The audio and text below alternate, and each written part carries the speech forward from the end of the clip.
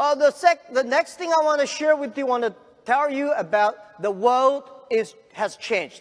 The world is changing very, very fast. Don't complain about the change, because you complain, it changes. You don't complain, it changes. And when I was young, I don't like a Bill Gates. I don't like a Microsoft. I don't like Oracle, because I think these guys taking all of my jobs, taking all of my opportunities. When you are tiny, young, you want to compare yourself to Bill Gates, Larry Ellison, you will be very disappointed. It's better for you to compare to your neighbors. How can you learn from them? Why barber? Yeah, I went to Detroit. Past 2 days, I found a lot of barber shops here. I don't know why. When you have opened a barber shop, you have to check why Mr. Wong's shop better than Tom's. There must be things inside. You have to learn. Where is the opportunity? Opportunity always exists in the place where people complain.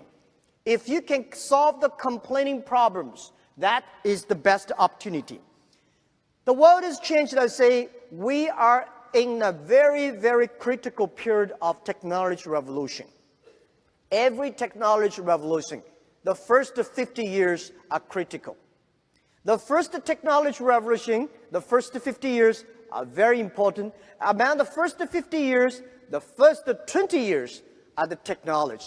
Next 30 years about application of the technology. So in the first technology revolution, if you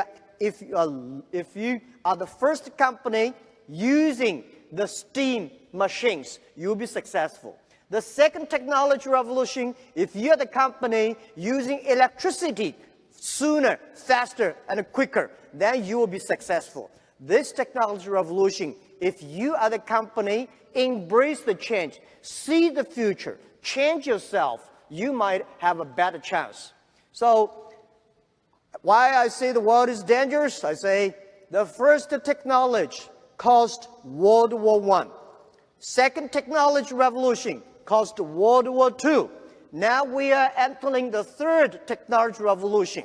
It's going to be tough if we do not fight against the same enemy: poverty, disease, environment.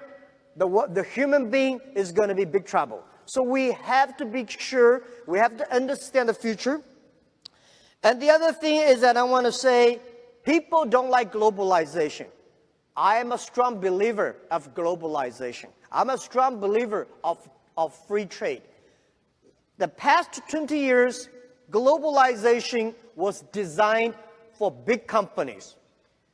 In 200 years ago, globalization was controlled by few emperors and kings. In the past 20 years, globalization was controlled and manipulated by 60,000 big companies.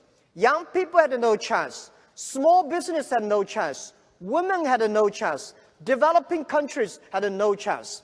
So, but even that, past 20 years, the world economy grew very fast because of globalization.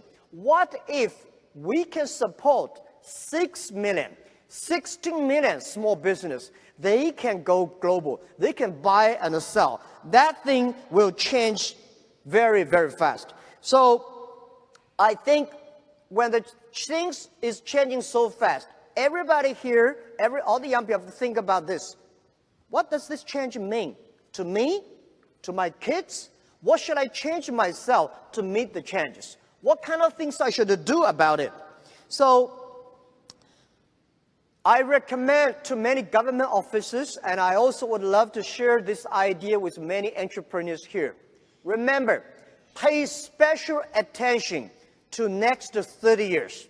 In the past 20 years, we have a Google, we have Amazon, we have a Facebook, we have Alibaba, we have all the Uber, all the companies. But the next 30 years are not those pure internet companies will win.